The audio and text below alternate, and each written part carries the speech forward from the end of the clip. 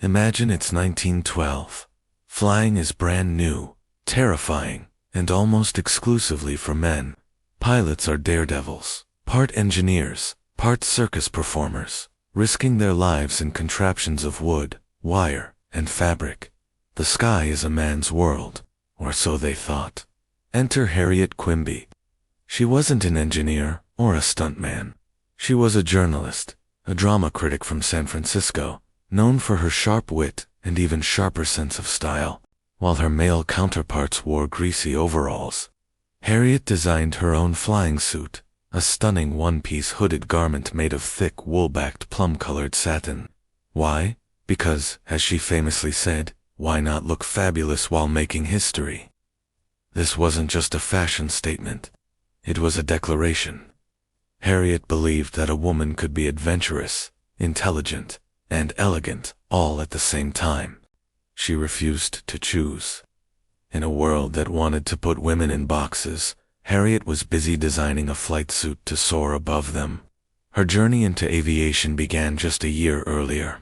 In 1911, intrigued by an air show, she decided she didn't just want to write about flying, she wanted to do it. She secretly started taking lessons, often disguised as a man, to avoid the press and the inevitable public outcry. Imagine the courage that took. Every lesson was a gamble, not just with her life, but with her reputation. But Harriet was determined.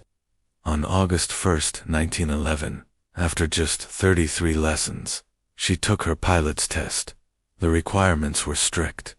She had to climb to 150 feet, perform figure eights, and land within 100 feet of her takeoff point. She passed with flying colors, becoming the very first American woman to earn a pilot's license. The press went wild. They called her the Dresden China aviatrix, focusing on her beauty and grace. But Harriet was already looking toward a much bigger prize. Her eyes were set on the English Channel. The Channel was the ultimate test for any pilot. Louis Blériot had famously been the first to cross it just a few years prior, becoming an international hero. But no woman had ever attempted it solo. The risks were immense. The weather was notoriously fickle, with thick fog that could appear in minutes, disorienting a pilot and sending them into the cold, gray water below.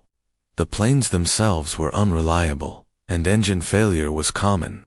There was no radio, no GPS, only a simple compass that could easily be thrown off. It was, quite literally, a leap of faith into the unknown. Harriet knew all of this, but the challenge didn't deter her. It fueled her. She secured a brand new, powerful Blériot monoplane and had it shipped to England. On the morning of April 16, 1912, she stood on a beach near Dover. The weather was terrible. A thick, damp fog hung over the coast, obscuring the sky and the sea. Her advisors, all seasoned male pilots, begged her not to go. They told her it was suicide. One of them even offered to fly the plane for her and let her take the credit. Harriet refused. This was her flight, her dream. She strapped herself into the cockpit, her purple suit a vibrant splash of color against the grim, gray morning. She had only a compass, which a friend had given her just before takeoff, and a simple instruction: follow this, and you'll hit France. With that, she took off, disappearing into the thick fog within moments. For the next 59 minutes, she was utterly alone. She couldn't see the water below or the sky above. She was suspended in a world of white, with only the roar of the engine and the needle of her compass for company. She described it later as being like flying over a sea of cotton. The cold was biting, but she held her course, trusting her skills, her machine, and her own unwavering nerve. Then, through a break in the clouds, she saw it land. Not the wide, sandy beaches of Calais she was aiming for, but a small, deserted stretch of coast about 30 miles away. It didn't matter. She had made it. She landed gracefully on the French sand, becoming the first woman to fly the English Channel. Local fishermen and their families ran to greet her, amazed to see this incredible machine and the even more incredible woman who had piloted it. It was a monumental achievement, a triumph of skill, courage, and sheer defiance of expectations. Harriet Quimby should have returned to a hero's welcome. Her name should have been on the front page of every newspaper in the world. But it wasn't, because the day before Harriet's historic flight, an unsinkable ship hit an iceberg in the North Atlantic. On April 15, 1912, the Titanic sank. The world was consumed by the tragedy. The news of over 1,500 lives lost drowned out every other story. Harriet Quimby's incredible, death-defying flight across the channel was relegated to a few paragraphs on the back pages, if it was mentioned at all. History, in its cruelest twist of fate, had overlooked her. Tragically, Harriet would never get another chance at the fame she deserved. Just a few months later, on July 1, 1912, during an aviation meet in Boston, the plane she was flying with a passenger suddenly pitched forward. Both were thrown from the aircraft and fell to their deaths. Harriet Quimby was just 37 years old.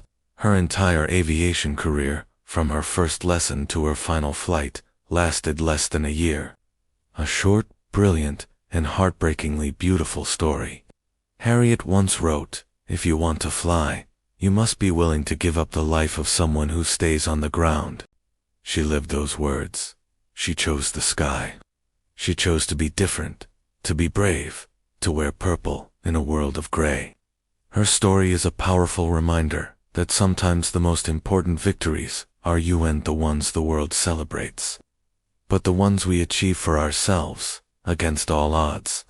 Her story lit a fire for me. It's why I'm starting something new.